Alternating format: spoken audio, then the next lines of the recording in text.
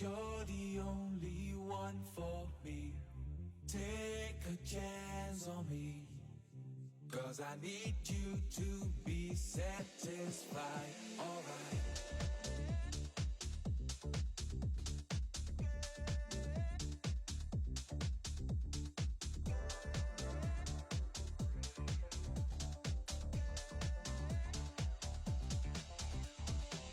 If you're the only one, you're the one for me. You're the one for me. You're the one for me. Why don't you take a chance? Take a chance on me. Take a chance on me. Take a chance on me.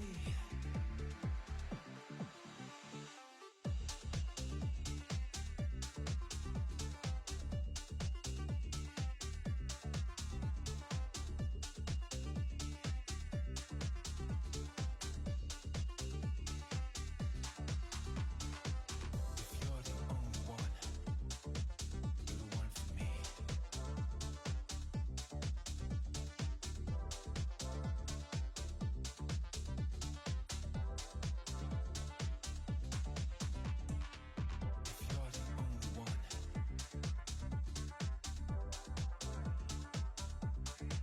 If you're the only one, you're the one for me.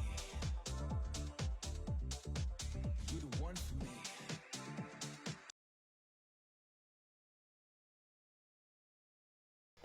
All right, friends, we're going to get started in about 15 seconds or so. Just when I hit the ad break, I had to suddenly leave the room. I'm back. We're going to get started in a moment or two. Get collected. Get ready for it. It's going to be a fun evening of model kit building and hanging out. We're going to get started in just a moment, so just get ready for it. Okay.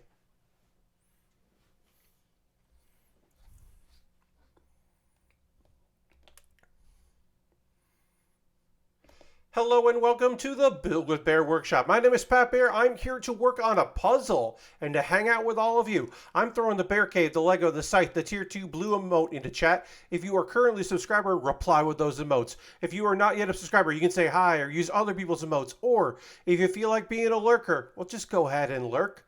Aristophan is here. Ghost Valve is here. Welcome to both of you. Happy to have you here on this fine Thursday evening. The night before I turn 43. That's right, my birthday is tomorrow. Hello, Lashbrook. Tomorrow, and then, right off the bat, gonna mention it a couple times. Gonna say it right now. Hey, look at this. Pat Bear's birthday subathon, June 23rd, which is tomorrow, 4 p.m. till 8 p.m. Eastern. Can we break my subscriber record? Question mark. We're gonna try. We're already at 54 subs at right now. So if that holds, we will start tomorrow's stream with Placid Plastic Duck Simulator. And I'll have a multiplayer session going and people can join. It's like a couple dollars on Steam. It's not, I wouldn't even call it an idle game. It's just looking at rubber ducks in a pool. And every so often another duck shows up. And it's kind of silly. So you could join me for that. And then we'll watch some wrestling. We're going to work on, we're going to build me in WWE 2K23. And then, of course, if we hit 86 subscribers, which is the most I've ever had, and twice my age as of tomorrow, then I will drink Mountain Dew and milk. So that's what the deal is tomorrow, 4 p.m. Eastern. Be there. Lord Crasher says, "Hey Pat, it'll be under 80 degrees for at least the next few days here." Hell yeah. Lovely to hear that, Lord Crashington. Tony the Swordsman is here. Welcome, Tony. And Lord Crashington follows up with, "I don't think Duck Sim has any controls besides switching camera spots." So yeah. So like people classify it as an idle game, right?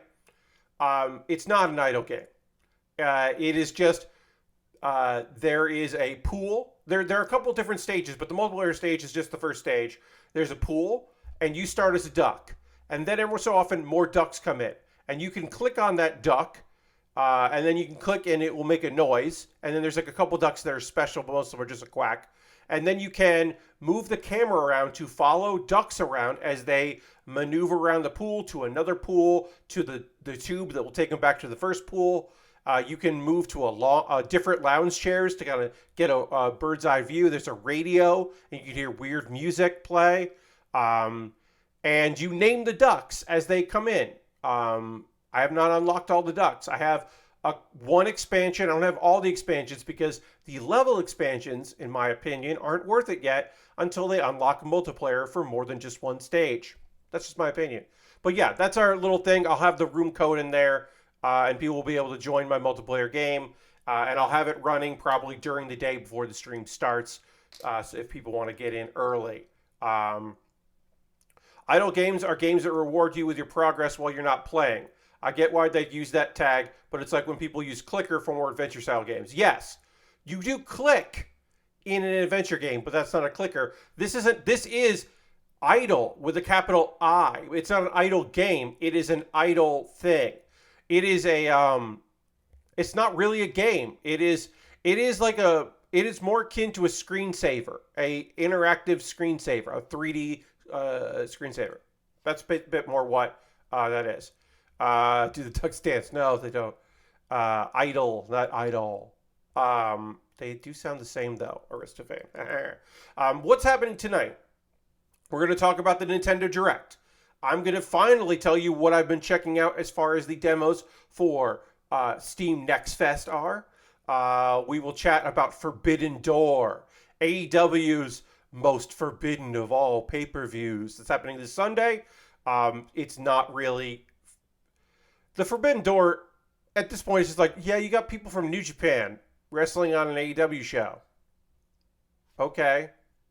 The real Forbidden Door would have been if you had managed to get Jeff Hardy approved for traveling into Canada. You didn't do that, though. He won't be there. So, that Forbidden Door is still closed. But the Forbidden Door of New Japan wrestlers is like, all right, sure. Like, there aren't New Japan wrestlers on your roster already.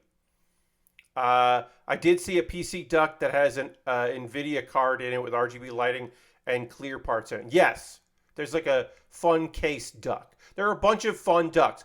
There's a duck that's like an old-timey, like, gonna go take a nap duck or go sleep at night and has a candlestick that will light the balloon on fire, which is not good. It'll light a duck on fire because it's got a fucking burnt candle. There's a couple ones there's a propeller hat duck, and that one just disappears because the propeller hat just takes it away off into the ether. So that's fun. Well, I'm not going to talk about that game anymore because I'm playing it tomorrow. I'm going to play it tomorrow. I'm not going to play it tonight. I'm model kit building, or puzzle assembling, I should say. So Steam Next Fest, Nintendo Direct, Forbidden Door, anime in the second hour, and then probably some catch up. We'll do some catch up, not ketchup, in a moment. Oh, I dropped down to 53 subscribers. We're losing it soon. We won't be able to even play Duck Simulator at the start of the stream tomorrow. Well, who knows? Anything could happen. I'm going to retweet my tweet, see if we can get a few more friends to join us. I did not do a lot of talking today, so I might have a little bit of trouble enunciating. I might not be properly enunciating tonight. We'll go to the overhead as I talk about this 3D puzzle, which we began on Monday's stream. Before I get into that, the lighting. I have changed my overhead lighting. It's better than it was. It's still not good. The major issue with the lighting is I need to be in a place where it illuminates this, and now I'm like trying to brighten this green up instead of just the off-white below it. It's better than it was. It's certainly better than nothing, because I can just do this and show you. Like, you can even tell. Oh, yes, Pat, you do have a light there. Like, it's pretty dramatically different with the lighting. It's still not as bright as I would like. The problem is I need to make it so there's not like a million shadows all over the thing. And also, it can't be in the way of my webcam. Because like my previous solution, or 2 solutions ago, it was like over here, and it would get like where my hand is. It would be really, really bright and weird, and that was bad, and I didn't want that. It was like bleed. But I do need it to be over this area where it's bright. It doesn't mess up this camera. Hi. It doesn't mess up this camera. Hi. You need a 2-time diffuse lights. Yeah, I mean, like, Super Raven, hello. What I think genuinely need is I need to have my computer set up or a place where there's not a wall directly on the other side of this webcam, because I would really love to have lights pointed away from me and then have umbrellas bounce the light back, because that would be incredible coverage. That's the lighting setup I used to have in New York, because where I had set up my computer, I had room for lights behind it, and so my workspace was lovely. It also lit me, and I only needed 2 lights instead of the 3 lights that I have, some of which are for me, some of which are for my overhead. It's a bummer, because I need to like light this area, but also it's not right. It's not what I want right now. My overhead camera is better than it used to be. I have a similar situation against a wall. I'll send a pic tomorrow before Jeff's. I appreciate that. Before Jeff's show. Oh yeah, I appreciate that. But yeah, what I need is I need an overhead light that I can put like in this ether space, like here, but like above it, and to have that not reflect into anything, and just light this area up here.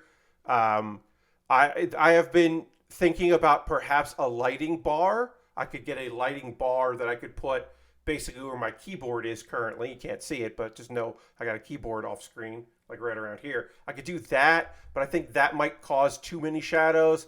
I got to play around with this more. I'm also somewhat minorly, just a little bit, killing a little time because I have to put a bunch of small stickers on this. So this is by a company named Beverly. It would need to wrap around you a bit. Totally, yes, it definitely would.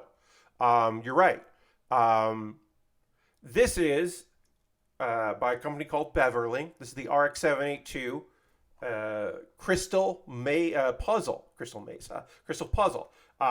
It's not right now. There's not the locking thing put in place here, so I have to be very careful because I don't want these to fall apart, because then I got to rebuild it. That's already happened once. But yes, this is the RX 782 Crystal Puzzle.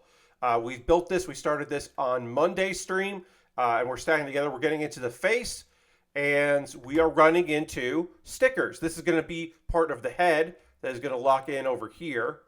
And when that locks in, you're going to see these side vents, or the vents here. And so we're going to put a bunch of stickers in there.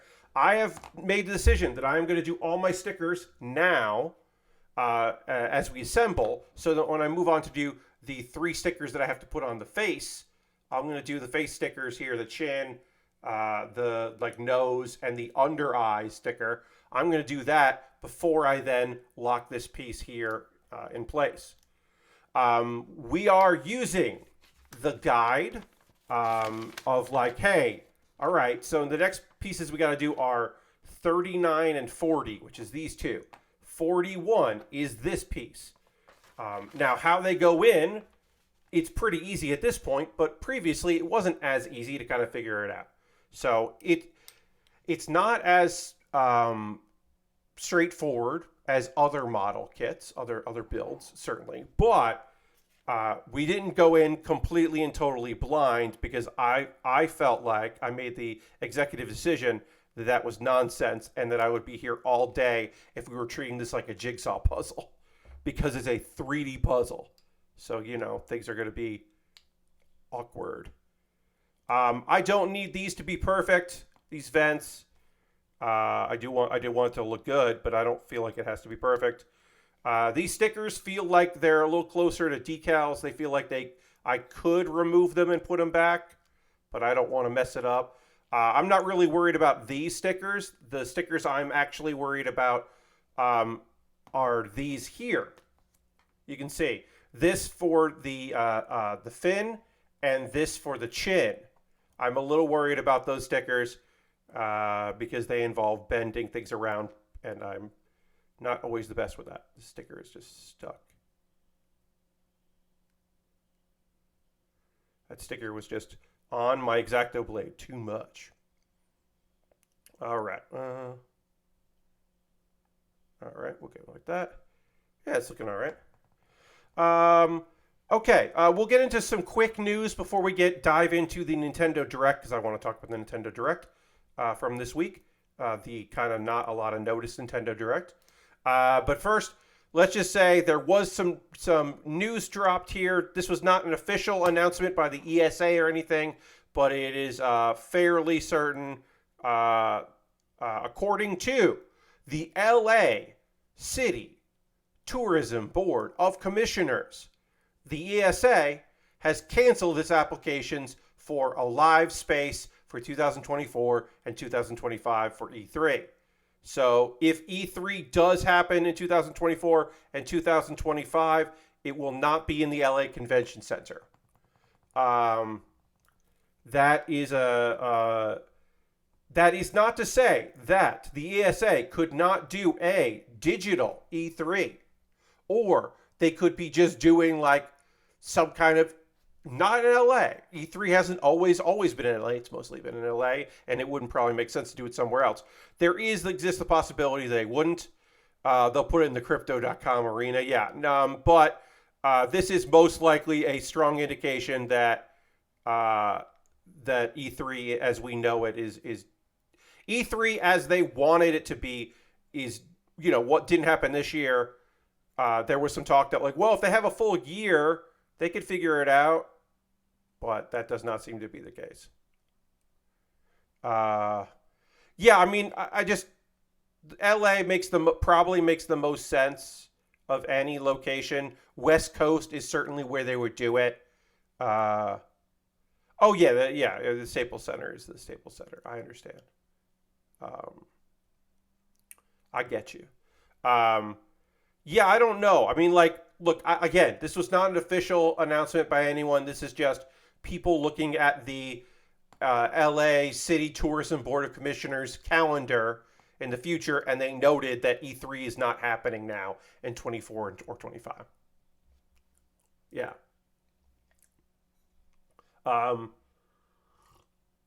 It would most likely still be West Coast. That just makes the most sense for an international crowd that's coming through. Yeah, I mean, like, I don't know. I want to hear from more people than the ones I've heard from about what they thought of the Summer Game Fest. That not the part we saw. We saw Key 3. Excuse me. We saw Key 3, but, Jeff and Giant Bomb folks, the Remap, Patrick of Remap, GameSpot, all those places, they saw like an actual space where people were demoing. And I want to hear, I want to like listen in to a few more podcasts that happen after the fact to hear what other people thought of that event. And I want to kind of hear what they thought of that, because it is in some ways the same, but in other ways it sounded like different. I think San Jose might be viable for them. I mean, Raven, I don't think it's about the location. I think it's about the very idea of having it. Also, I bet Jeff Keighley has booked the YouTube theater again for next year and has probably booked a space for next summer anyway. And the ESA, if they were going to do an event in June, would now have to work around Jeff Keighley's schedule. I just don't think they're going to do it again, because they realized that people were like, no, thank you, when they tried to do it this year. In their revamp, like their pivot to making it more like Gamescom, where there were public days and private days, is about 5 years too late of a pivot. So I just don't think they would do it again. It's not about like, oh, we're not going to do it in LA so we can save money. It's about, is this a thing that enough people want to justify it existing? They probably don't want to pay for a place until they're sure they can do it. Yeah, well, the problem is, Lord Crashington, that's a double-edged sword, because you can't get the place you want, less than a year or 2 years in advance. if it's of a convention center of that size and scope. Unless you don't care about what weekend you have, and you can just do whatever. So I don't know, but yeah, I just don't think that it's going to exist in the way that it has in the past. I just think that I think the hybrid model made sense to do, but again was just a little bit too late, like, of an idea. That was a pivot they should have done a very long time ago, and it just wasn't coming together. Because also now, like, there's an alternative. There is the Summer Game Fest. There is just doing your own thing, which everybody was kind of, not everybody, but a lot of people were kind of doing anyway. These stickers are not cooperating in a way that I would not describe these stickers as cooperative. I gotta put them like very lightly on my X-Acto blade here, because they're just, this is a weird thing to say, they're too sticky. They're just like sticking to the knife instead of adhering to the plastic, which is odd, but we'll make it work. This is my first time doing a Beverly 3D puzzle. They make other things. I don't know if I would do one again, but maybe. I might give this another shot. Ooh, I just got the literal paper was stuck to my blade here. That's fun. Let's see. What can real quick, I will just say very quickly, hello. On Tuesday, I streamed Persona 4 Golden with mods. That is on my VOD channel and available here on my Twitch VODs if you did not see that. That was a very fun stream. That might be the last time I do that for a while, unless there are some mods that are very cool, because I finally showed off what I wanted to show off, which was the fishing mod. We finally got to the point in the game where I could get a fishing rod. We helped out the Mysterious Fox quite a bit. We're almost done helping out the Mysterious Fox. And then, of course, there was the mod that was very silly that I really enjoyed showing off, where periods at the end of sentences were replaced with the cat face emoji, which was very silly and fun, so that when people were ... instead it said cat, cat, cat. And that was very goofy in a way that I really appreciated. Now you have to stream the Bummer Dungeon. No, we're not. Like, I'll tell you this, friends. If I pick up that game again, we will not go to Rescue Nanako on stream. I would never, ever subjugate you. That's the same reason why we didn't stream kanjis, like, well, we did, but we busted through all the lines of like kanji's innuendos. From this point on, almost all of the dungeons coming up are bummers. There's the Nanako Save Nanako dungeon. There's the Naoto are you a boy or are you a girl? There's only one right answer for some reason, dungeon. The RPG dungeon for the dude that sucks, it is fine. That dungeon's fine. But there's a lot of nonsense in that game of dungeons I don't enjoy. We probably wouldn't run through those unless we were running through the bonus versions of them to fight the additional boss. All right, so this has been completed. We did all of the stickers we need to do for this. I'm going to move one sticker a little bit here. The Gamer TM dungeon. Yes, the Gamer dungeon is the least... It's not a problem because the sub-boss for that one is actually kind of fun, the big robot. But yeah, most of the other... There's a lot of highly problematic dungeons in that game. All right, so we've got to do the under eyes, the red under eyes, the nose, and then the, like, chin. We're going to start with the chin. Because it's going to involve a lot of folds. All right, so while I am going to get this out, let me get up here. Let's talk about, we've got some gaming. Let's talk about some gaming. Let's talk about the Nintendo Direct.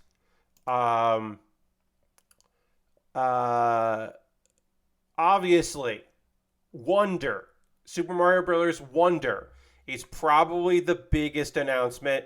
The new 2D Mario, lots of heart.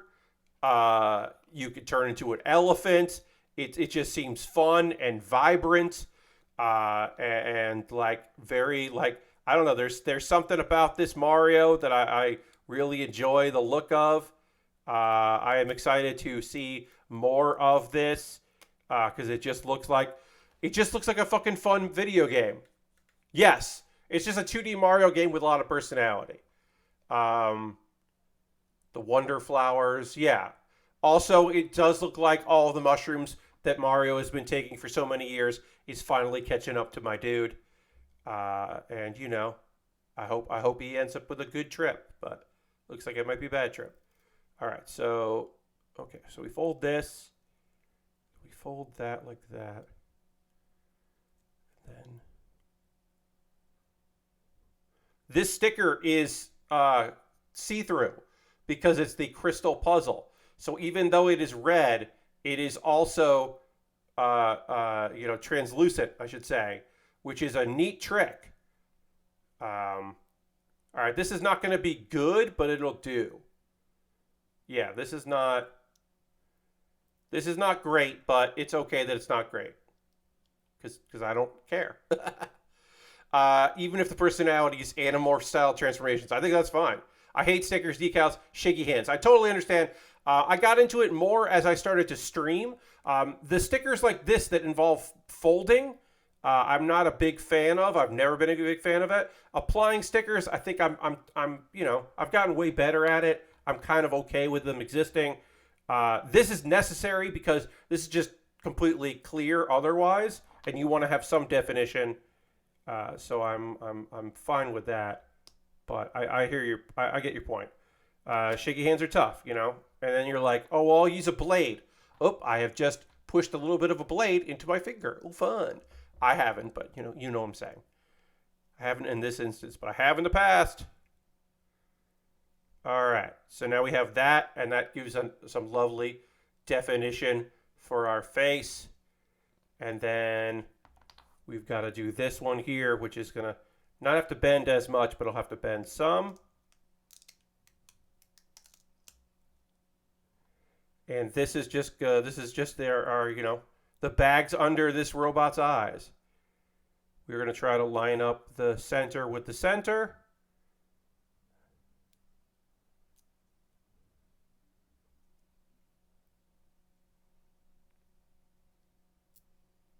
And it won't be perfect because it's supposed to go over it so that the next piece that goes on top of it will cover some of it and it'll actually be below it.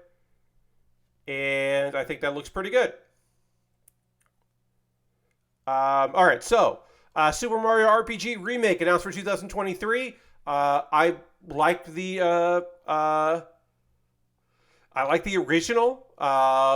That's awesome. I love that they're going to do it again. That's coming out in November, which is kind of a short little like, oh, hey, there's going to be a new game in November, which is neat. I don't dislike that at all. I have never played the Mario RPG. I'm very excited. Yeah, I think this is like that's cool. And I think that like I've seen some like up-reses, like people have worked on making that game look better, and it didn't look that just like the art was good, but it definitely kind of needed that refresh. So a proper refresh by Nintendo. So I'm excited for that. The remake, going full remake. All right. We have now done more of this head. And then, yep, that's locked in there. And then if I push that down, that's locked there. Whoops. Got to be careful when you're putting pressure on it that I'm putting even pressure so that it doesn't just slide around, ruining my hard work, which just happened here. So I got to do this. And I'll do that.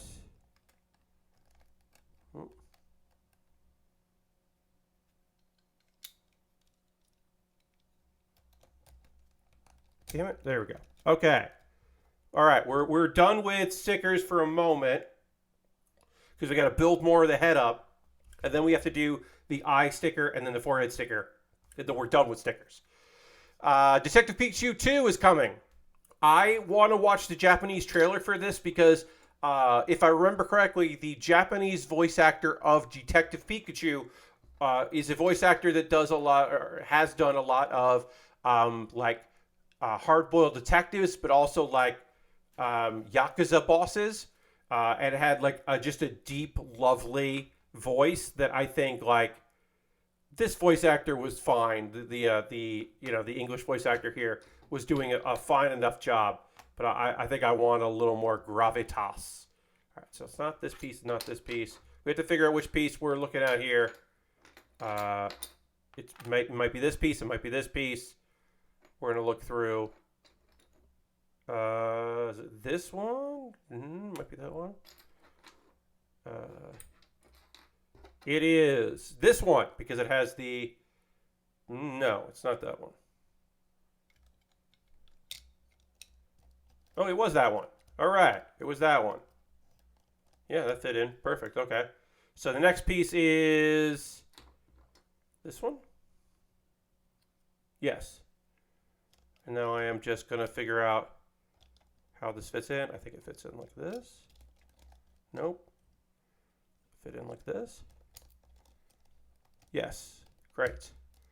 But yeah, I like Detective Pikachu as a concept. That first game sold really well. The movie did well.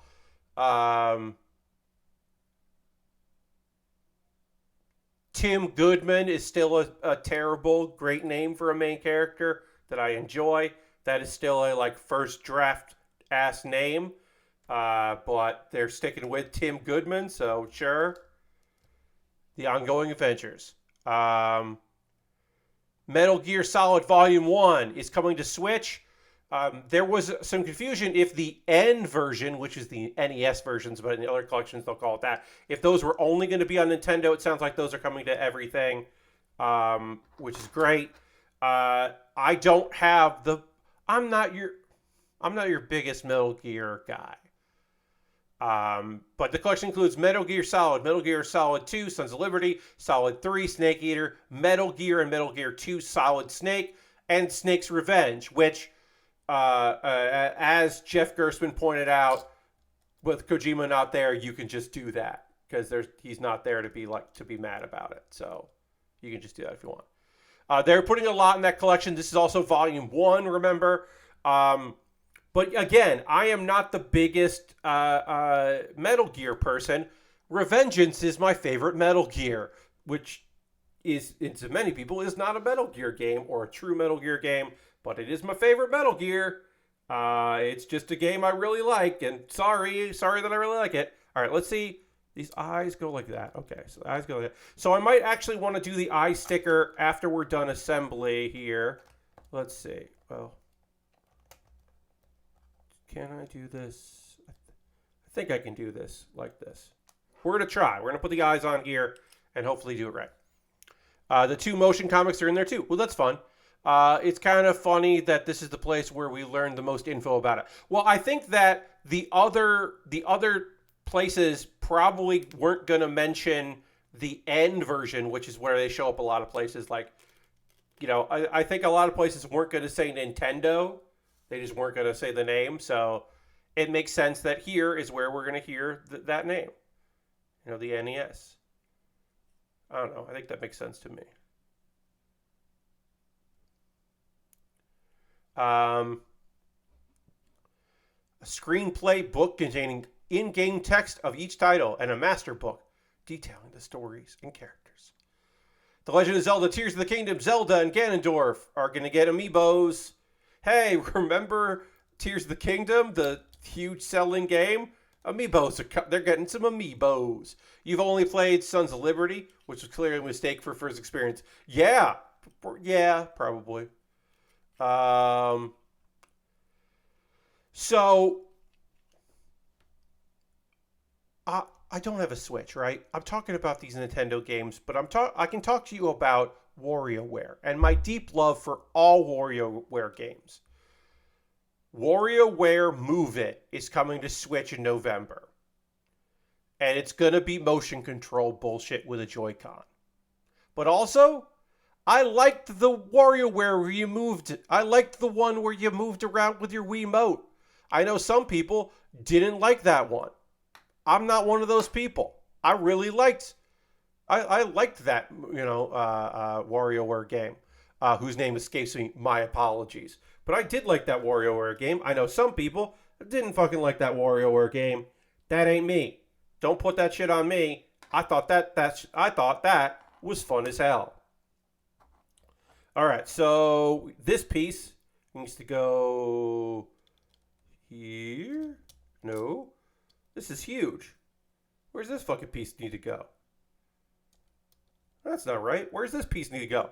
This piece is huge. What the fuck?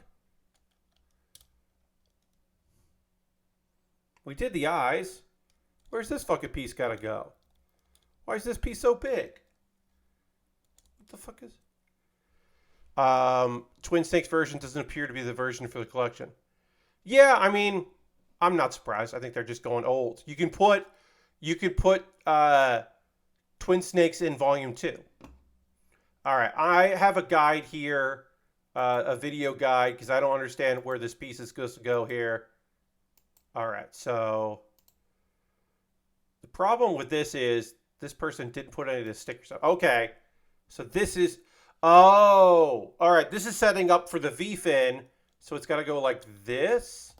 Oh, no wonder why I couldn't figure that out, because it's fucking weird. Duh, it's part of the... It's the top of the head here. All right, yeah, okay, that's why I couldn't figure this out. I have a video of someone putting this together. Never mind. MSG1 is just the PS1 version, since it's the one people care about. Yeah. They're just using the version of 2. Look, we talked too much about a game series that I don't know enough about, and I don't want to piss off people by not knowing more about it. So we're just going to kind of leave that as is. All right. So now we need to put this piece on. And this piece goes on like that. Great. Now we have our last sticker.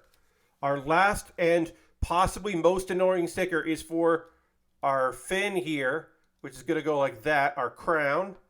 And that is going to go on and fold. So like this is going to go here and then it'll fold over. Because that piece needs to be red. Actually, there are 2 more stickers, but these stickers are very easy. These are just going to go on this piece here.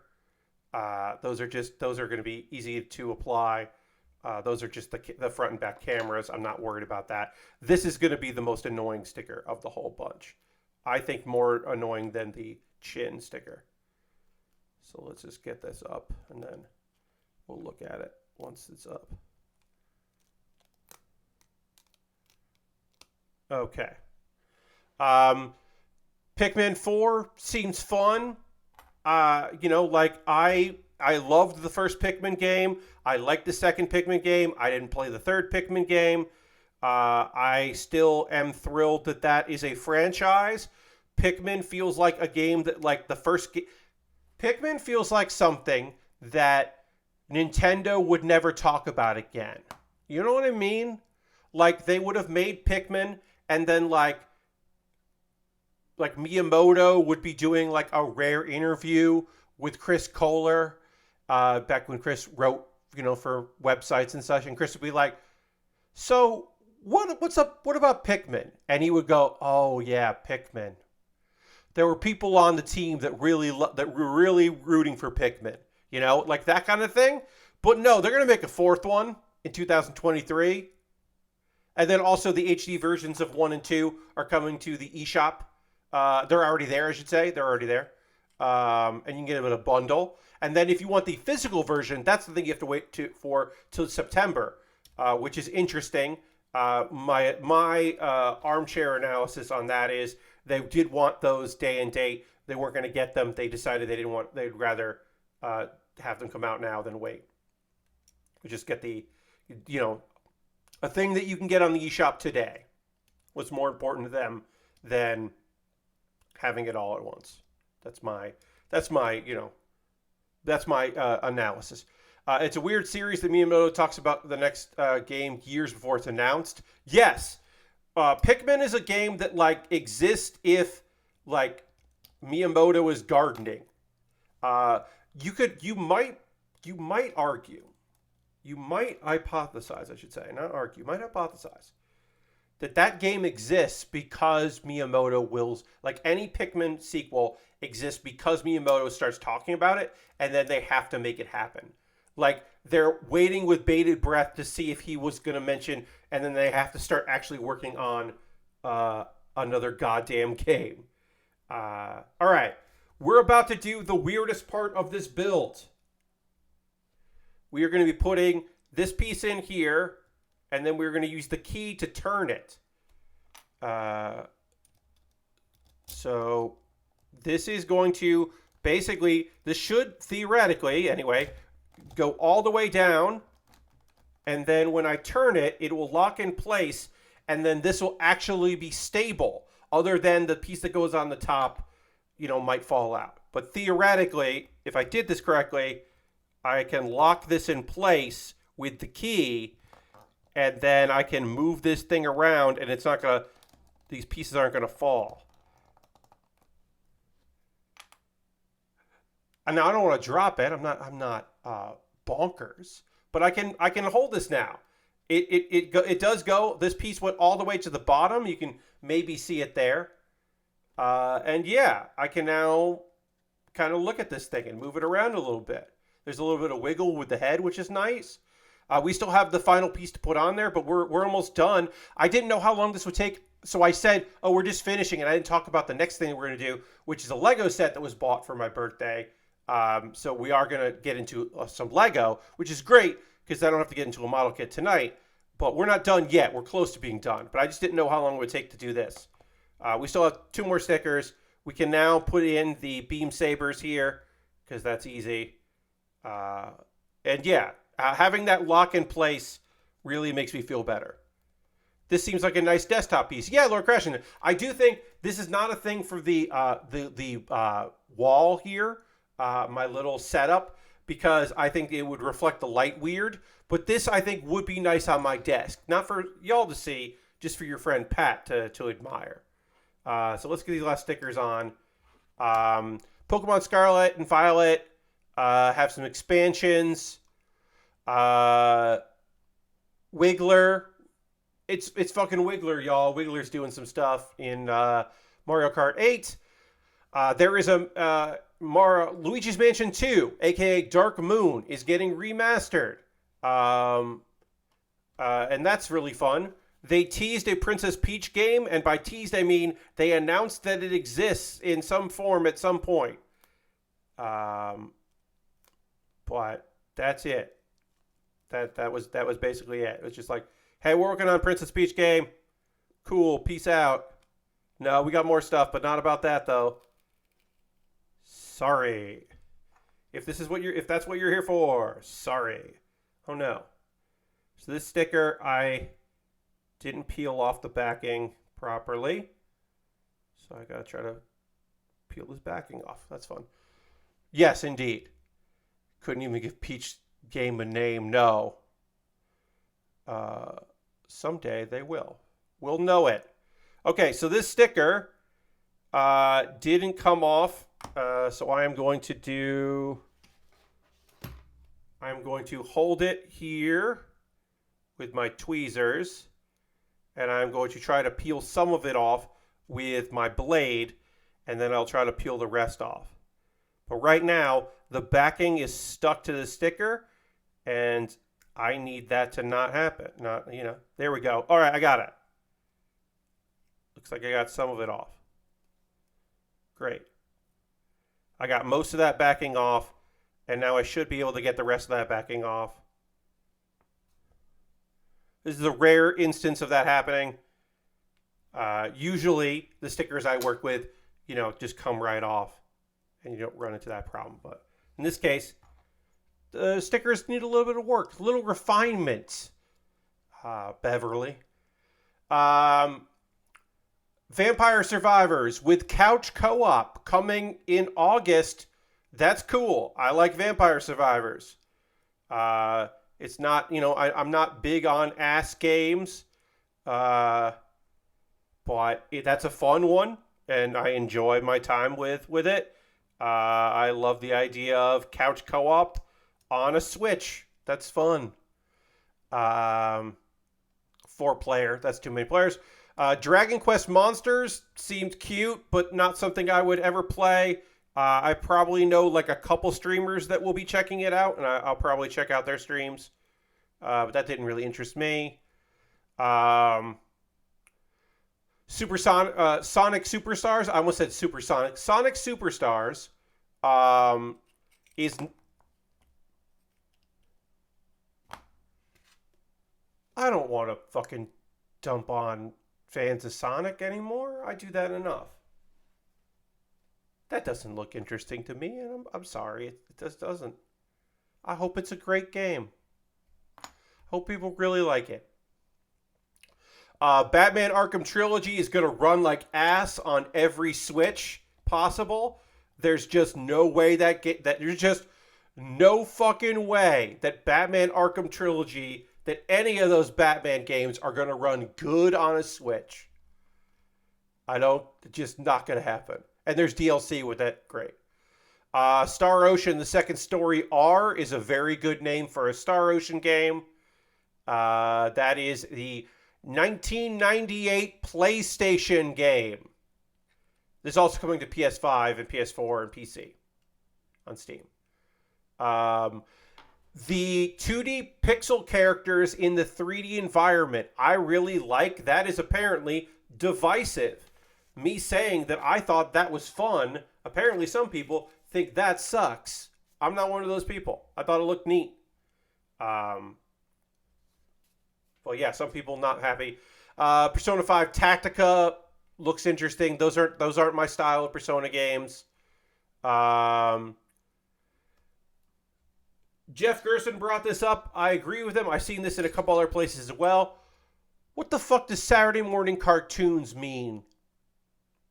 You know what I mean? Like, why are you using that? Just say 80s or say 90s Saturday morning cartoon. You have to say 90s because that's the art style Myth Force is kind of going for, I think. But like, what are we doing here? It looked neat, but like, come on.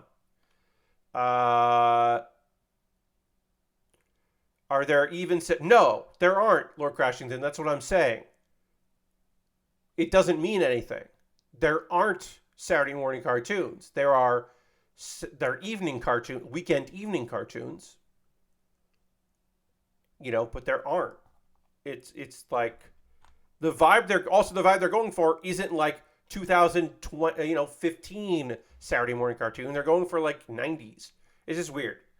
There's a demo for Mario Rabbids Sparks of Hope, The Last Spark Hunter. That's just more TLC. The demo for the game is out there. Before we start getting into some Lego knolling, this is done.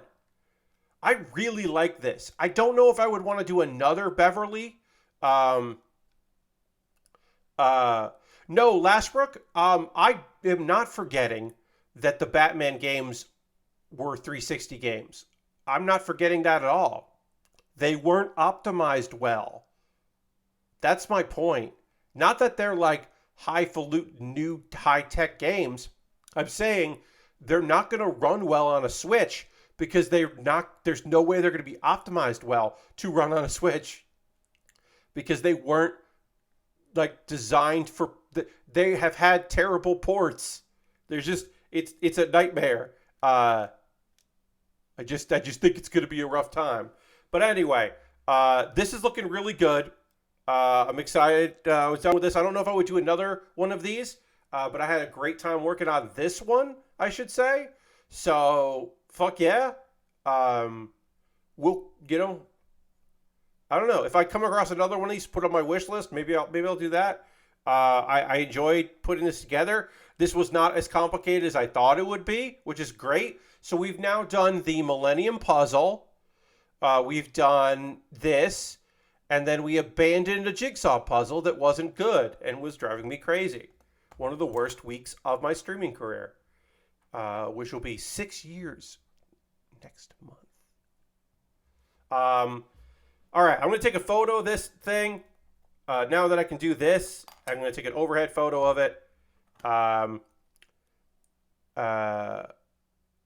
was thinking the other day about how teens these days probably don't know what Saturday afternoon movies are. Yeah, no. If they have TV, they have cable TV.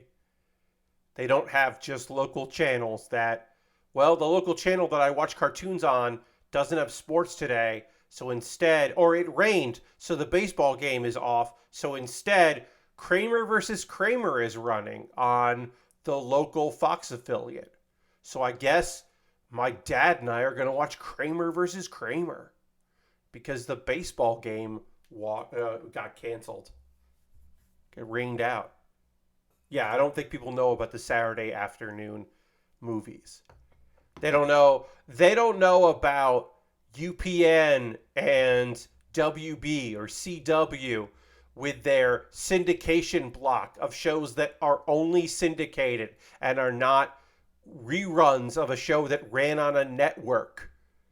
You know, they're not watching Cleopatra 20 whatever or Hercules or the Jack of all the short-lived Bruce Campbell show, Jack of all trades. They don't know nothing about those things. How you could only saw the second half of some movies and never knew how it started. Yep, because you came back from your afternoon playing outside. You came in and the movie's playing, and the movie's not going to play after that. So it's not on a loop. You're just going to catch it. You're going to catch some amount of Shawshank Redemption, but never the start of Shawshank Redemption. You'll never know like how he quote unquote got caught for the crime he did not commit. But then you just be like, okay, I guess I'm just going to see this here. Sorry, Andy, I don't know how this happened. All right, I got to take a photo of this, and then we're going to move on. Just Dance 2024, I don't know. You know what? Fuck it. Yes, please keep making Just Dance games. I think that is fine that Just Dance games keep happening. They keep making Just Dance games. I don't mind that at all. Go with God. Enjoy making Just Dance all the time. Palia didn't look that great to me. The people, what brought you Sonic Mania, the good Sonic game, they didn't get to keep making good Sonic games, apparently. Apparently, Sega was like, no, bad Sonic games again. So they're making Penny's Big Breakaway, which is a 3D platformer that looked pretty fucking fun. I was pretty into it. We're going to get a nice little side shot here of this. Hell yeah. Yeah, that looked pretty fun. All right, so this is done. Very happy to say that we have put that to bed. We're now going to work on the Lego 3-in-1 Exotic Parrot, which is a fine-looking kit here. Again, we've got our poisonous frog or toad. I don't know. It's frog or a toad. We got our bird, and we've got our underwater fishy friend, of course, underwater, because if it was above water, that fish would not be having a good time. And then we got to switch to parrot. Get rid of the puzzle here. We're gonna start with the parrot. We're gonna start with the biggest one, the hardest one to do. Looks like the frog is probably the easiest. We'll start with that. And let's see here. Can we widen this up a bit? And now, the most fun part of any Lego build, knolling every single fucking piece of this color-wise, just separating them to the best of our ability by color. We got a lot of different colors here that we're going to be doing. I'm going to loosely organize these, put them where I need them to be, kind of group them together, and then we'll dig in. We will be using a spudger to apply decals if there are any. There shouldn't be any because a 3-in-1 usually does not have decals or decals. But we will be using our brick separator. Incredibly important to have this old brick separator for separating bricks. So yeah, for right now we're just going to dump some bags here and then just start grouping by color. Fae Farm is a farm simulator with a lot of magic in it. It seemed fine. Silent Hope did not do anything for me. Headbangers Rhythm Royale is a rhythm-based battle royale game, which seems like it shouldn't work, and maybe it will or it won't. I don't know. It's a 30-player game at most. It comes out on Halloween. I got Christmas on Halloween. It says 20 musical mini games, which like those games. Hopefully those games aren't that many. If there's only 20 of them at launch. Also, the birds look like dicks. And I have to imagine that's on purpose. I'll say this, friends. If they didn't mean for the birds to look like penises, or a crude drawing of penis, a circle shape at the bottom and then you go up with like a cylindrical shape. If that wasn't what they meant to do, they fucked up. They either did a great job making these birds look like penises or a terrible job avoiding that. So we'll have to see. But I assume it was on purpose. Because I was watching with some people, and a lot of people were just like, did they know? I've seen cartoon pigeons look like a dick before. Yeah. But like people were like, did they must have known. It's like, yeah, they fucking must have. I can't imagine they didn't know that. It's possible. It's fucking definitely like plausible, I guess, that like some people really screwed up so badly they didn't recognize that like, oh shit, they look like dicks. People were saying on the internet that these things look like dicks. We really fucked up. That's not what we wanted at all. Oh no, is it too late? It's like, nah, then they fucking know. And if they don't know, well, congratulations. More people are talking about your game. Gloomhaven. They're doing a console version of Gloomhaven. That seemed pretty good.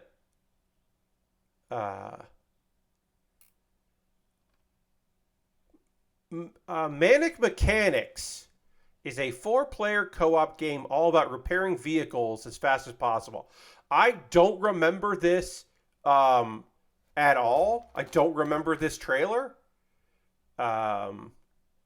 Manic Mechanics is a good name. The idea of taking like Cook Serve Delicious but applying it to doing repair work on vehicles is a really fun idea. Oh, it's cars, trucks, choppers, tractors, mini subs, UFOs, and more. It's coming out in July. That's a really fun premise of taking that like frantic pace run a restaurant style game and applying it to being a mechanic. I think that's a really clever idea, like a really fun take on the genre. So yeah, I don't know. I don't, I can't tell you about quality of it, but, and again, I don't remember the trailer, which is bad. Hot Wheels Unleashed 2 Turbocharged. Sure, that's coming. 130 vehicles. Okay. It's like, yeah, all right. We'll take a pause for the calls in a moment or two. I'll talk about ways you can support the channel, all of that. Reminder, I don't have a stream on Saturday because I'm doing my bonus stream tomorrow, which means we can talk about what happened at Forbidden Door on Monday. But I'll just quickly run through my predictions on Forbidden Door, the pay-per-view that's happening this Sunday. I will not mention the match that is being booked, that was booked on Rampage, because I don't want to give Rampage spoilers, but there is a match that was booked on that show, which is, of course, taped on Wednesday nights, but hasn't aired until Friday, so I don't want to spoil it. But there was a match that is fairly inconsequential, but might be fun. That might be a fun match. But it's fine that we're not going to talk about it here. pre-show match: Athena versus Billy Starks for the the first round of the Women's Owen Hart Cup tournament. I think Athena is a lock to win that one, and she should go kind of far in it.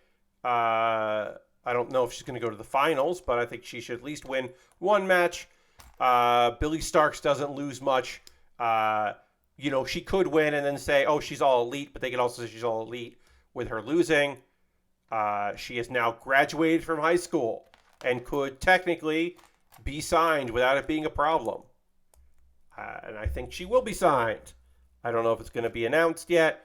I'm sure she had a handshake deal put in place as soon as she was out of high school. Just Kenny Omega versus Will Ospreay. I don't know, man. I think Kenny...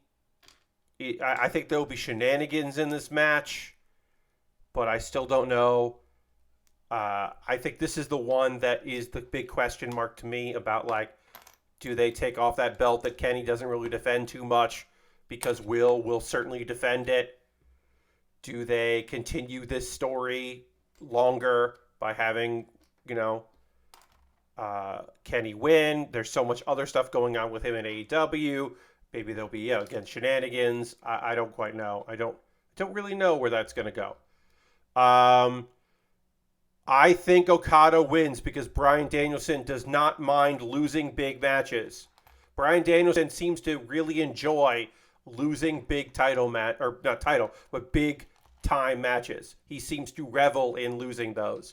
So I think if he is fine with losing it, Okada beating Bryan Danielson feels like a very big deal for Okada. So my belief is that is how that'll go down. Sonata's going to beat Jungle Boy. Now, Hook could turn on Jungle Boy, or Jungle Boy could turn heel and be mad at Hook for not cheating to help him win or something. There might be that kind of twist. But if you're asking me, do you think that Jungle Boy Jack Perry is going to beat Sonata? I don't fucking believe that for a fucking second. No way. Jungle Boy Jack Perry is not winning the IWGP World Heavyweight Championship. Just not fucking likely. Not a feasible thing.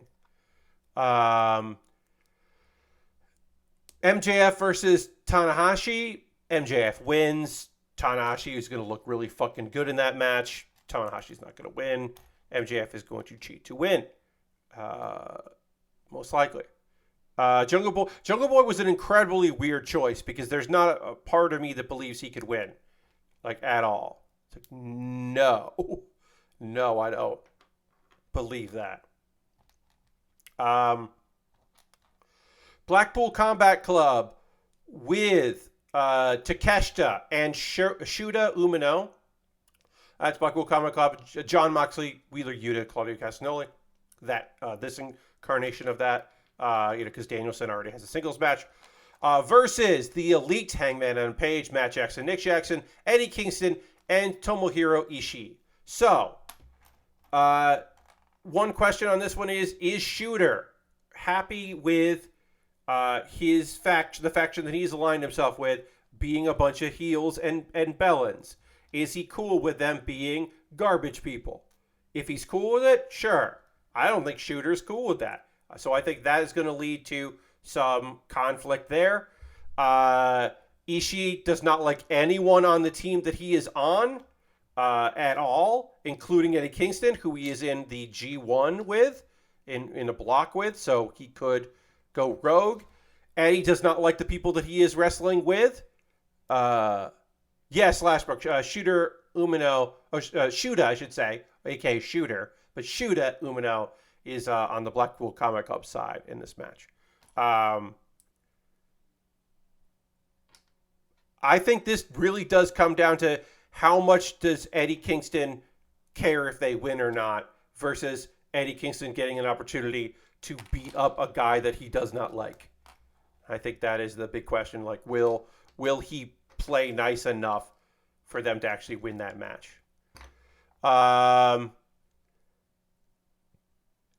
Le Suzuki Gods, Chris Jericho, Sammy Guevara, and Minoru Suzuki versus Sting, Darby Allin, and to be announced.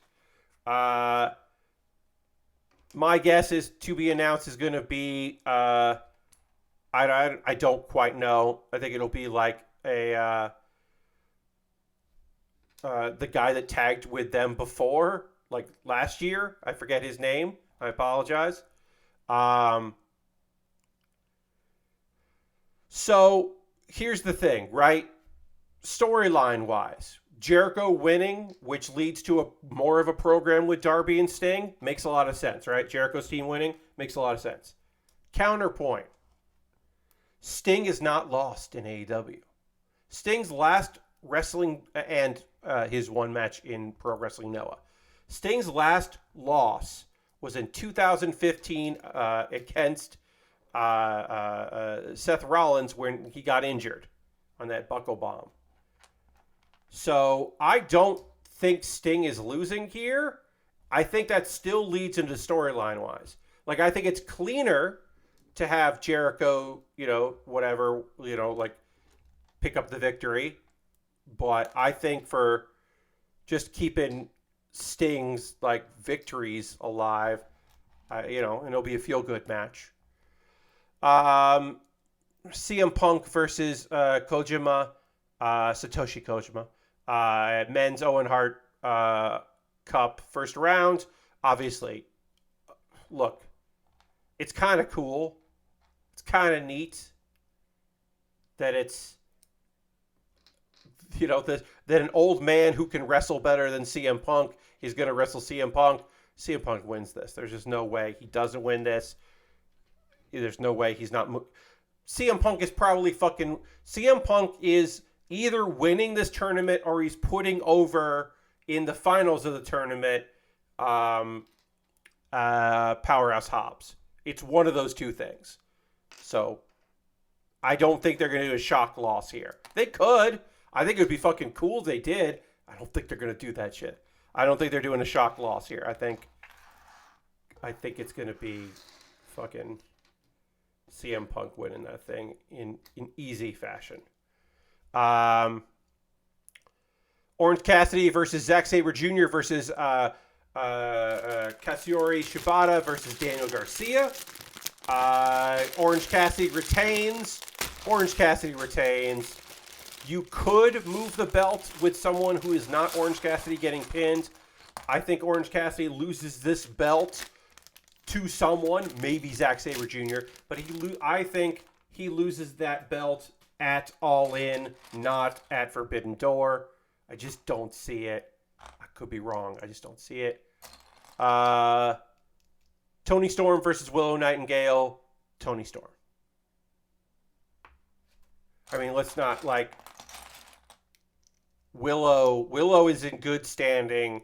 I could see Willow taking the belt off of someone. I think they're hoping Jamie Hayter is well enough to be back for All In to go up against Tony Storm, because that's the money match. I don't think they would just take the belt out and put it on Willow. I think it's Jamie Hayter taking that belt back. It's not Willow. And then, like I said, there's a match that gets announced tomorrow that is fairly inconsequential, but I'm not going to say it out loud. It's out there. It's on the Wikipedia page. You can look at it. But because it hasn't happened yet in the world of wrestling, in kayfabe, I'm not going to call it out here. I'm not doing that shit. All right. We'll get back to Nolan here in a minute. Let me just open up this bag. Now is the part of the stream where I, Pat Bear, your friend Pat, I'm going to talk to you about ways you can support the channel. Hello. Hi. First and foremost, if you're currently a subscriber, you can throw the Build with Bear, the Build with Bear workshop. You can throw the Bearcade Lego, the site, the tier 2 blue emote in the chat. Let the people know you're a subscriber. That's the easiest way to support what I do here. Through becoming a subscriber with Cash Money or your Prime Gaming token. If you have Amazon Prime, link with your Twitch, you get that token. You can use that for anyone, but please use it for me. Subscribing is the easiest way to support what I do here. You could gift a sub to somebody in the community. like Bobby Dice Roller and Silver Streak and John have. We're currently at 54 subscribers, which is a whole lot of subscribers. Somebody renewed their sub and didn't hit the notification button because we had gone down to 53. Now we're back up to 54. So if that's you and you get that button and you want to press it so that we all know you did that, you could do that. And that would be rad. You don't have to, but you could. I got to stop knolling. I'm knolling as I'm talking, and that's bad news for your friend Pat because I'm going to get fucking distracted. So yeah, subscribing is the easiest way to support what I do here. Bits and coins, always appreciate. If you want to throw a couple bits my way, I wouldn't mind it. Sorry, let me put this water down here. There are other ways to support what I do here beyond that. This is the easiest way. Patreon is another option if you want to do that. I have a Patreon at patreon.com/PatBear. All the links I'm going to mention here are in the chat right now. You can find them in the show description of the archive of this. But yeah, patreon.com/PatBear. There's a $1, $3, $5, and $10 tier. Nick, this is subscribe with Prime. That's 3 months saying it was me. It was you, Nick. It was you all along. Thank you so much, Nick. Appreciate that very much. Love being able to give a shout out. Thank you for using your Prime. Yes, you can do that. If you have Amazon Prime link with your Twitch, you could do that just like Nick did. Thank you so much for that. And also, folks, let's throw the Bear Cave Lego Scythe Tier 2 blue emote in the chat. And say thank you to Nick. Very kind of you using your Prime. So I mentioned my Patreon. I also have a YouTube channel, youtube.com/PatBear. Go over there, subscribe for free, become a member for just $2 a month, and you get my Wednesday videos on Tuesday. So if you want to see me play a character who inherited a discount furniture store and has no idea what he's doing being the owner of a discount furniture store, I just put that video up. So you would have been able to see that on Tuesday instead of seeing it yesterday like all the other people saw it. Let's see. Those are all monthly ways to support me financially, but if you want to support me on a one-off basis, you could join or just head over to my Ko-fi or my PayPal directly or Stream Elements. Everything I make through direct donations, through Patreon, through YouTube, which includes AdSense, so watching my videos helps me out financially, or you could support me through here on Twitch. Everything goes into an account here. I set aside. I keep track of it.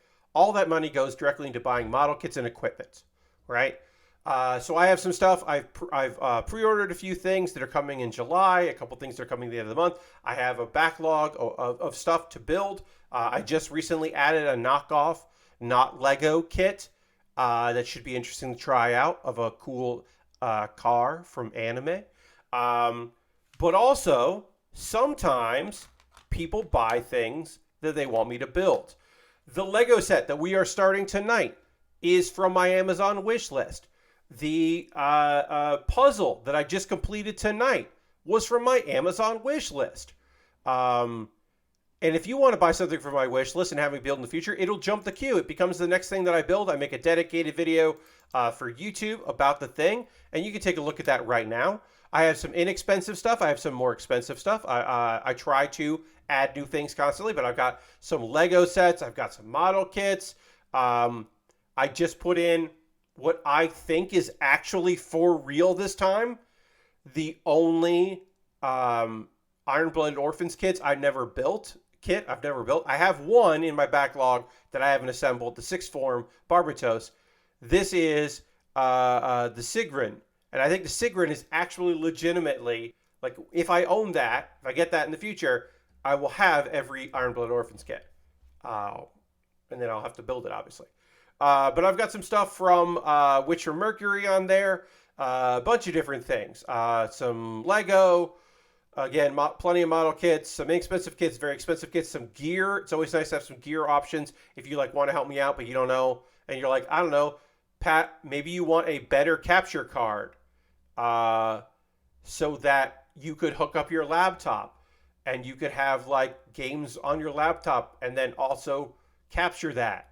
Like maybe you want that, Pat, like better than the current capture card you're using, which is good for your webcam or your overhead camera, but not much else. I don't know. You pick that up if you wanted to. All the stuff is optional. You don't have to do any of this stuff, but you can if you want. I have a Throne wish list, which is separate from my Amazon wish list because it's nice to have alternatives because some people just don't want to use Amazon, and I fucking get it.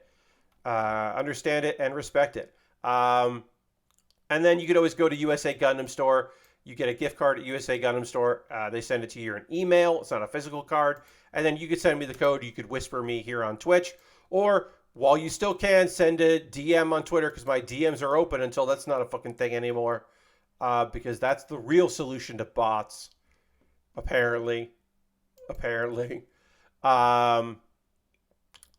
Not going to get into the latest of Twitter stuff. I refuse to. You can type it in the chat if you want to say the latest thing of Elon Musk being an idiot, but I'm not getting into it because it will just fucking make me furious, and I can't. The day before my birthday, I refuse to get furious at that man. It's fun to laugh at. It's not fun when it's just a nightmare. You want to support me for free? I got a Discord. Join my Discord. It's lovely. A good time in there. You're welcome to come hang out. Pat Bear's Anime Club. I got a new episode of Pat Bear's Anime Club up right now that you can watch. This episode is how to find like new anime in 2023. Like, yes, Nick, Twitter bad, wrestling anime good. Indeed. Sometimes it's hard to find. Like, you're thinking about, like, oh, you know, hey, I wonder if this show that I really liked, is that show available? And you don't know. You don't know if it is. You don't know if it's out there. Well, I've found some ways to kind of find that. Or if you want to know about, like, upcoming anime, like, what's the new season? What's happening right now? Wait, how many episodes? That show has 13 episodes? That's weird. That show has 24 episodes? Huh? Like, I kind of go through the steps of how I find anime in 2023. So that's that video. And then Barely Rehearsed, again, I kind of talked about it already. That is a series where every week I write and perform an original piece of comedy. And this episode was me just playing a character who inherited a discount furniture store and should not be doing a local commercial about that. It is the person who was trying to be reasonable in a situation that is unreasonable. Is one of my favorite little tropes for writing. So I did that, or in performing. So did that character. I just said there. The character, I wrote into the script a lot of ums and ahs, which I often do without realizing it. But in this case, it was on purpose because I thought that would be better for the character. And that is everything I want to promote. We're going to get into talking about some anime because there's a bunch of anime that came out. And we've got some episodes here. I thought we'd be finishing up at least one of these shows, but no, we're almost done with a couple of them. We'll be talking about this anime here. Before we get into that, I do need to drink a little water because I am parched, and we'll go back to the overhead here. We'll do a dramatic transition right now.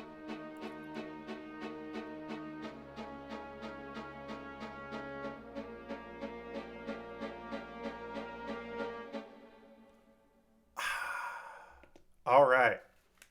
So we're still knolling here. We've got this left. We're just going to kind of organize the parts we need, put them in places we can easily find them. I'll do a better job of knolling for Monday's stream, which will be the next time that I build. Because a reminder, I am not streaming on Tuesday. Or sorry, I am streaming on Tuesday. I am not streaming on Saturday. My Saturday stream is instead going to happen tomorrow. And it's not going to be a model kit building stream. It's going to be a hangout stream. Before we get into anime talk, I do want to just remind you about Pat Bear's birthday subathon, which is tomorrow from 4 p.m. Eastern time until 8 p.m. Eastern time. It's 4 hours of good times. We have already unlocked by being above 50 subscribers. Placid Plastic Duck Simulator with chat. So I will probably tweet out the link for people to kind of join in before the stream goes live if they have the game. If you don't have the game, it's only a couple dollars, but obviously you don't have to get it. It's not required. That'll just be a fun thing that'll kind of be on in the background while we do other things, and we'll probably return to that later throughout. We'll come in and out of that game as the stream happens. And then we'll watch some 90s French wrestling with New Catch. I got a fun episode of that to show you. Some nonsense there. So we'll watch wrestling from the early 90s. That feels like it's from the mid 80s. Yeah, Lord Crashing, it totally does. Then we're going to build... I'm going to try to make myself in WWE 2K23. I have not built a character in one of these games in a very long time. I don't know how successful... I think we're just going to kind of try to do like the platonic ideal of Pat Bear in a wrestling game. I think we're going to probably lean towards like announcer Pat Bear, like ringside announcer, interviewer Pat Bear a little bit, like that kind of team. Like I think like that kind of vibe. I think that is the vibe we're going to go for rather than like pro wrestler Pat Bear. But we're going to have fun with it. And then I hit 86 subscribers. I drink 50% Mountain Dew, 50% milk. I'm going to have a nice tall glass of Mountain Dew and milk. It's called Dilk, and it sucks, and I'm going to drink it. That's tomorrow, starting at 4 p.m. Eastern. You're like, Pat, why are you doing a punishment? You don't like punishment like stuff. That's not a thing you're into. Well, I want results, and that does get results. I will say this. Diet caffeine-free, it wasn't caffeine-free. Diet Pepsi and milk was not the worst thing. It tasted like, the way I described it was, it's like the bottom of like the very end of a milkshake, but it's the whole thing where like all the ice cream is melted and you're just stuck with like kind of cold milk products and then also soda. It's like that. It's not the worst. It's not great. And I don't know what making it Mountain Dew, a thing I don't particularly love anyway. I don't know what that's going to do, but like, it can't be terrible. It could be bad, but it can't be like, I'm not going to vomit. You know what I mean? I'm not going to like it. Also, we again always run the risk, right? The risk continues to exist. What if I love it? I don't know, but what if I do? What if I absolutely 100%? What if I'm like, well, Dilk is my favorite beverage. Like that's the worst possible outcome. Not that I don't have enjoy it because whatever. I'm a big boy. I can handle it. I can handle disappointment. But I can handle like a bad drink. But if it's a good drink, it opens up so many possibilities that are awful. Anyway, we have to talk about anime. I can't promote my thing tomorrow anymore. Don't worry, I'll fucking promote it tomorrow. Dilk Fanatic Pat Bear. Yeah, I'm just really scared about it. So, I thought this was going to be the last episode of I Got a Cheat Ability in a Different World and Became Extraordinary even in the Real World. Because, like, I thought it was like, okay, well, now they have to track down this prince who is, tried to get his father and his sister assassinated. We got to take them down and that'll be the end of it. No, this was episode 12 of 13. That's right. This show got 13 fucking episodes. I was surprised. So yeah, very surprised about that, but here we are, episode 12. So an odd situation here. Our boy Yuji has thwarted the assassination attempt, and Princess Lexi is like, hey, let me take you on a tour. What? Why? Why are they on a tour? I don't know. Going on a tour of the town. Well, basically, it's like they're like we're going to be able to find the prince, but while we'll just have you protect us. Luna, her assassin turned assistant, is going to help out as well. It'll be fine. Everything's going to be fine, and it turns out actually everything is fine. They go to the Adventurers Guild, and then Luna's like, hey, Yuji. Or Yuya, sorry. Yuji's a different character from a different isekai. He's like, Yuya, sign up with me. Let's become adventurers. They test his magical abilities. Of course, he's off the charts, and people were like kind of freaked out about it. And then they're like, all right, well, let's go on like our first quest. It's just an odd thing. It's like, I think my belief is it is, even though they don't know this, they don't know he's from another world, that this is an attempt to another way to ground him to them, of like, well, you're an adventurer, which means you have to go on quests and you have to turn this quest in, and it'll kind of like keep him around, so he doesn't just disappear on them. Anyway, they find the prince's whereabouts, and the knights are like, hey, Yuji, why don't you come help us, because we got to capture him alive, right? This fight looks bad, even by their own standards. My assumption is all the money's going to go into the big fight in the next episode, but this fight does not look good. They capture him alive. The girl who is part of the evil faction called Vile, that's literally what they're called. She shows up. She's the girl that talks like a robot that fought against... She fought against the rabbit that trained Yuya. She shows up. She's like, yeah, we set this up. We convinced him to try a coup d'etat because we wanted there to be a war. And we wanted this to turn into a big thing. But you fucked this up, so now we got to kill everybody.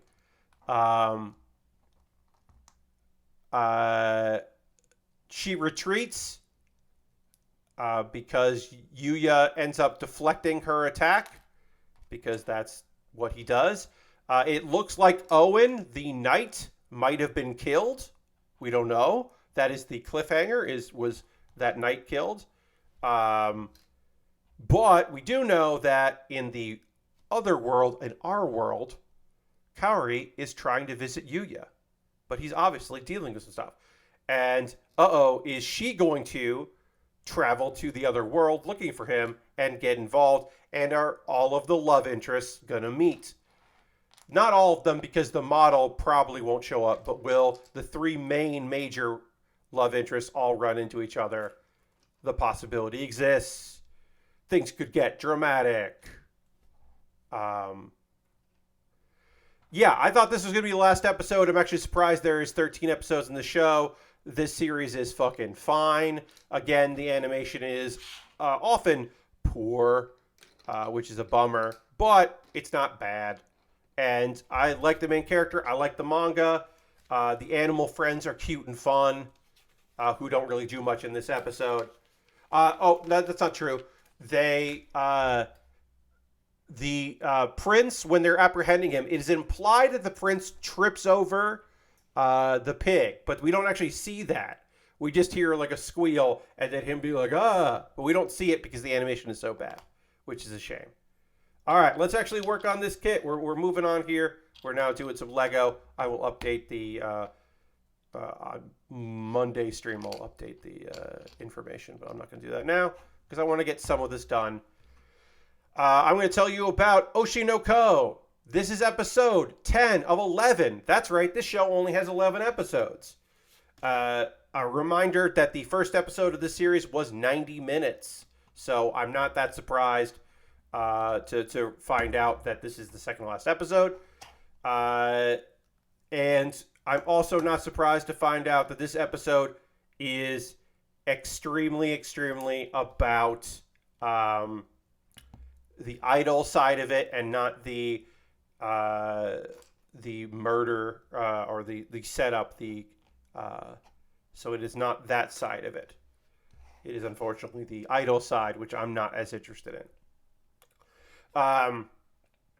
So we have the revamp, the reissue of the idol group, B Komachi. Ruby and Mem are like, or Mimcho are like, Kana, you're going to be the center. She's like, no. I don't want that pressure or responsibility. Spoilers, she does accept that. Because She kind of watches them go through it, and they're working so hard that she's like determined to help them out. So she's like, you know what? Fine, I will do this. I will jump in, and I will be the lead of this operation.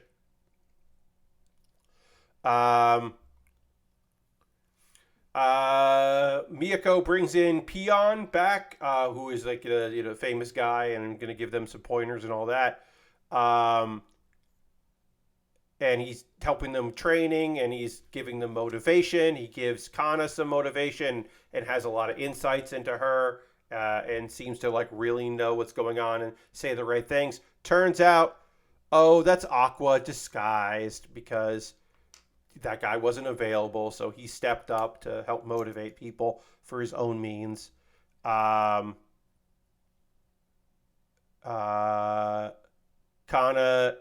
hears a little bit about Ruby and why Ruby wants to be an idol.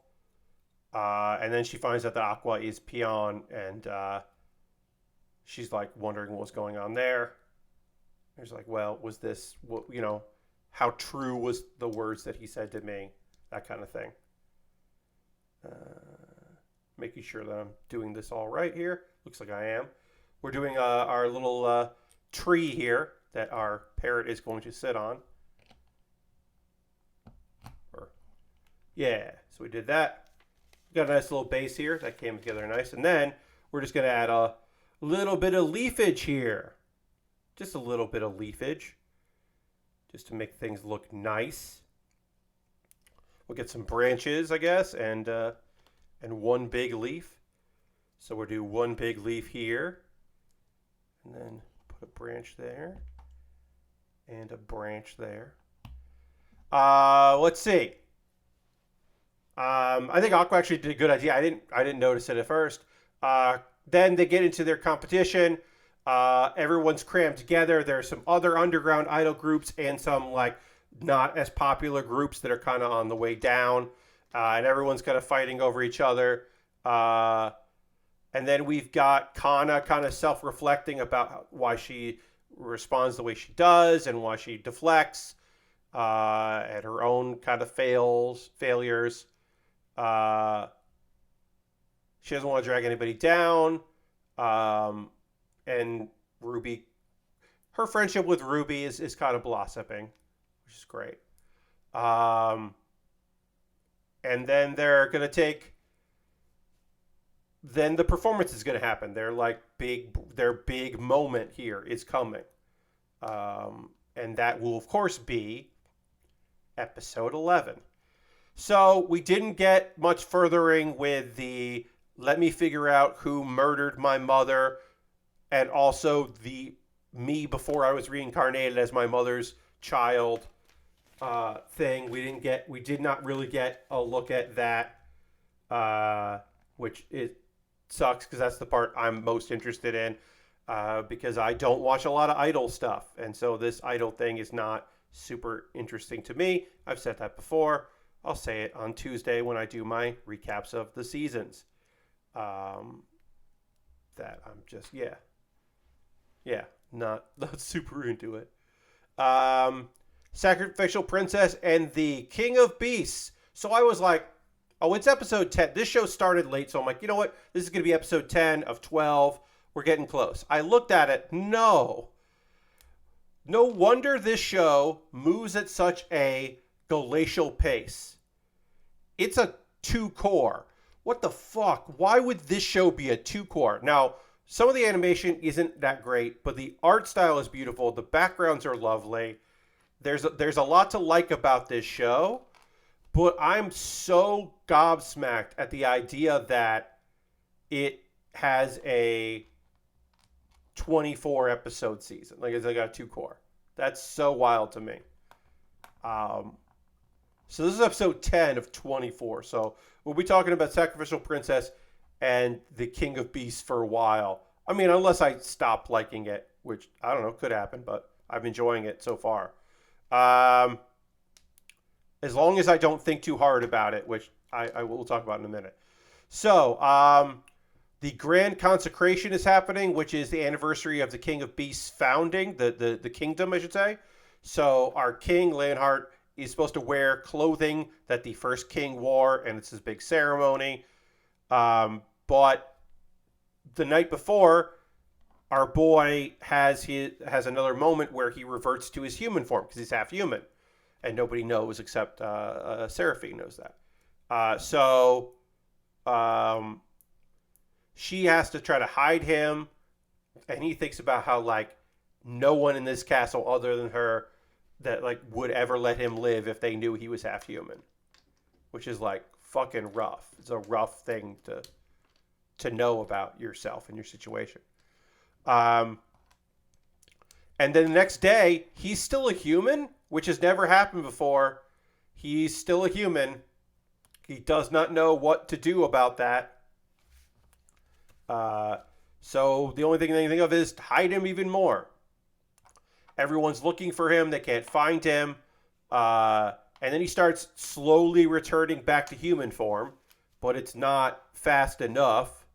Oh, okay, so let's go like that, right? And eventually he does turn back to human, but there's not enough time for him to get into the clothes he needs to wear, so he just shows up in his regular clothes and says like, you know, we're changing with the times. We're going to move forward. Some traditions are fine, but not every tradition, and it's a whole thing. And then Anubis, who has been testing that apparently the stuff he did before wasn't the real test. Now he's really testing Seraphine if she deserves to be the queen and stay by his side. And it's like, okay. So basically, he's like, you can be acting queen consort. You'll be exiled if you fuck up.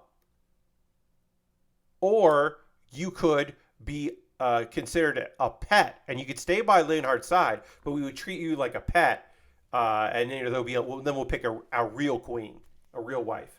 And she's like,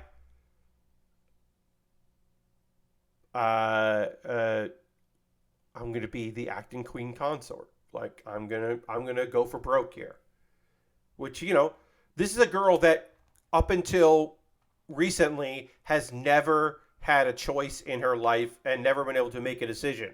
Now, is there some elements of this is a completely fucked situation for this girl to be in?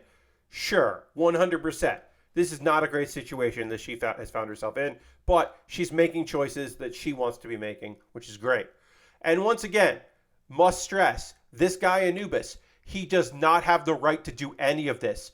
He should not be making demands. The only reason that he is alive right now is because she does not want him to die. At any point, she could just go, well, you know, I can just tell the king that you should be killed. And then, boom, I win no matter what. But she's still willing to go through all of this. But she certainly does not have to. All right, we have just made a big flower. We are working on the parrot version of this.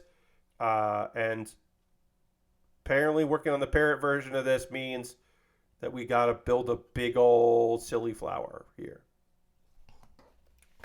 Maybe I built this wrong. No, yeah, that's right. All right, yeah. So now we got a big old flower that we have put on here. Oh, it's supposed to go like this. Okay, now I got it. There we go. Big old flower. Built. Assembled. So yeah, the Sacrificial Princess, I feel like, just moves so slowly. It is an interesting anime, but I think, like I said, there's some elements to it that are visually very impressive. But overall, I'm annoyed with it. Now's the part of the stream. I'm going to tell you, friends, what games I've been playing in the Steam Next Fest. And so what demos I've been checking out. If you've been playing any games in Steam Next Fest, you can let me know in the comments. I would like to see those. You can tell me if you've been playing anything. But I'll let you know what I've been playing. I only have a few games here. I got 1, 2, 3, 4, 5. I got 5. The first one I want to tell you about is Stop Dead, which is a first-person game of running and jumping and sliding in first person. and then you pick up stuff and throw stuff with your psychic powers. So it's like telekinesis, grab and throw stuff, run. The art style is fun. The animation, it looks really clean and nice. I had a good time playing Stop Dead. Little Nemo and the Nightmare Fiends is a great looking Metroidvania game that feels good to play. I don't love the name. The name, like, I was like, it's got something to do with Nemo. Like, I've had to look at it several times to remember that it's called Little Nemo and the Nightmare Fiends. It's not. I don't think that's a great name, but it is a definitely enjoyable Metroidvania game, style game that I've enjoyed playing. Arc Racer. I don't think I would buy Arc Racer, but I've enjoyed my time with Arc Racer. It is a throwback to F-Zero kind of games, like, you know, maybe even Wave Racer, but I think it's closer to F-Zero. I'm not good at it. It looks great. It plays great. The sound, like, they really went out of their way to make, like, the music. Like, they picked some good tracks. I really enjoyed that. But again, I don't think I would pay for that game, but I enjoyed playing it because I'm just not good at that style of racing or any kind of racing game. But certainly that style, not my thing. All right, so now we got to get more of these out. Pizza Possum. Pizza Possum. That's on Steam Next Fest. You run around stealing pizza and finding stuff. And there's some stealth mechanics in it. You got to hide from the guard dogs. I believe there is co-op. It is, I don't know. I found it charming. I don't think that I don't generally enjoy games with stealth mechanics. I bet that'll get old really quick. But for a demo, it was snappy and fun. I like the premise. I like the characters. I think that was a good time. I enjoyed that. And again, friends, if you've played any of the games in Steam Next Fest, please let me know in the comments. I would love to hear from you in chat, or just start putting in what you've been playing or watching or doing anything. If you're checking anything out, I got one more game to talk about, but I want to hear from you. If you're just like, Pat, I don't have time for demos. I'm too busy playing Street Fighter and Diablo and getting prepped for Final Fantasy. Like, I totally understand, but, I always do like to ask what people are playing, or if you're watching anything, you just let me know in the comments. Stunt Derby is the last demo that I checked out. Danny O'Dwyer is making a game, and I love that for him. I've had some fun with Stunt Derby. I think that is a very fun, like, drive around and bump into people, cause chaos. The demo, I think, plays very well. This feels like a game that I would put on my laptop and bring places if I still saw people regularly. But it does. This feels like Duck Game. Duck Game was a game that I kept on my laptop, just in case I had people together, and like, I knew there were a few people who liked games there. Did I put this on wrong? I did. Put these all on wrong. That feels like a game that I would be like, hey, what? Oh yeah. We should hang out and check out this game. I think you'll like it. It's called Stunt Derby. It's silly and nonsensical, and I think that, like, I would love to introduce people to that game. Shanks, I'll agree to that. I don't know why. Automod did not like what you said there, so I'll take a look at that. But yeah, Stunt Derby, really thought that was fun, and I would recommend. All right, let's see. What do you say? Aristophan says, I've been playing the What Works on Steam Deck so far. I'm 50-50, which is impressive. Stunt Derby and Viewfinder both work great. Not surprised that Stunt Derby works good on there. That's rad, though. All right, so now we got to attach this to this here. Great. Another flower assembled. I've downloaded a handful, but I haven't played any of them since Lashbrook. Okay, no problem. Lord Crasher says, I played Ebenezer and the Invisible World, which was a surprisingly solid Metroid-style game set after the events of A Christmas Carol. What? Sure. You know what? You know what? Fine. Yes, that's a game that exists. Okay, sure. Um, the Lakia Age Through Blood demo blew me away. Really hope more people play and talk about it. Okay, that sounds cool. Shanks, thanks for letting me know. And Lord Grant says, Goodbye Volcano High is very fun in the way it handles teen culture around the potential end of the world. Yeah, I don't want to touch the demo. I just want to play Goodbye Volcano High. I know the demo's out there. I've had the game wish listed. I think it's rad, but I think I'm good at the moment. You know what I mean? Like, it's just, it is a thing that, like, seems very cool, but I'm going to just, like, back off a little bit, like, let that game come out and then be blown away when it does. I think that's kind of my vibe. Lakia Age Through the Blood is a Western-inspired Motorvania. Okay.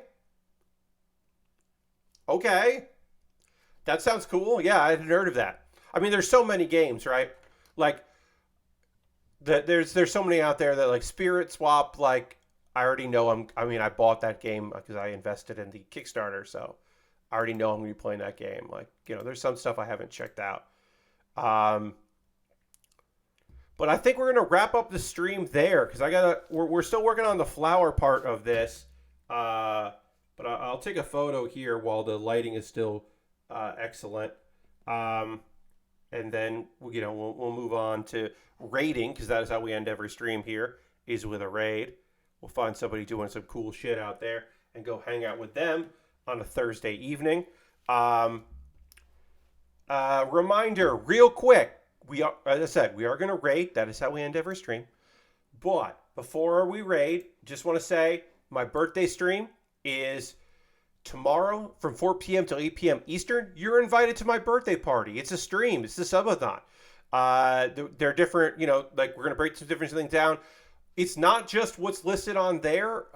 There will be other things probably. There'll be other stuff that we'll do. I do have a video set up. You know what? I'll tell you what it is.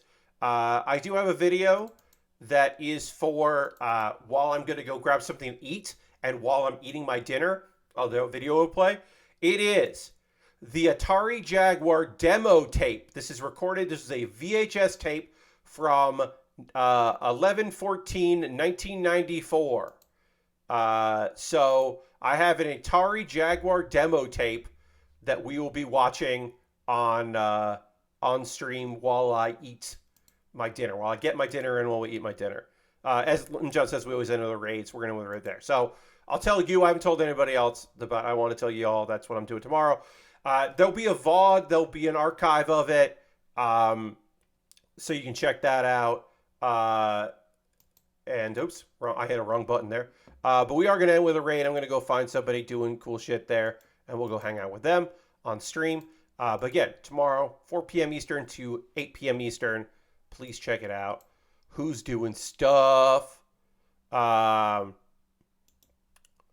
Let's see. How long have they been streaming?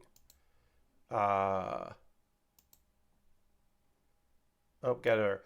see. No, they've been going way too long. They're probably almost done. We're not going to raid them. If someone has been going for more than 4 hours, we don't raid. Obviously, some streamers stream for a really long time. That does not apply to, like, Rah Vectroid. But other people, like, nah, they, you know, sometimes they only do it for a little bit. Some people don't go buck wild with it. So, all right. No.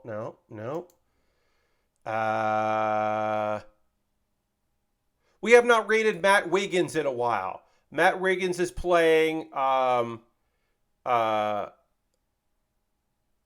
see. Oh, Final Fantasy 16. So, yeah, let's just go hang out with Matt. Matt's only been streaming for an hour. Matt's doing some Final Fantasying. So we'll go hang out with Matt for that. Feel free to come along this raid. If you don't want to, that's okay. I hope to see you tomorrow. Again, no stream on Saturday. My next stream for model kit building will be Monday, but tomorrow is my birthday stream. But again, if you want your model kit building and you want to hear, or Lego building, that's on Monday. Thanks so much for being here. I'll see you in the future. Good night, everybody. Have a good one. Goodbye, goodbye, goodbye, goodbye, goodbye, goodbye, goodbye, goodbye.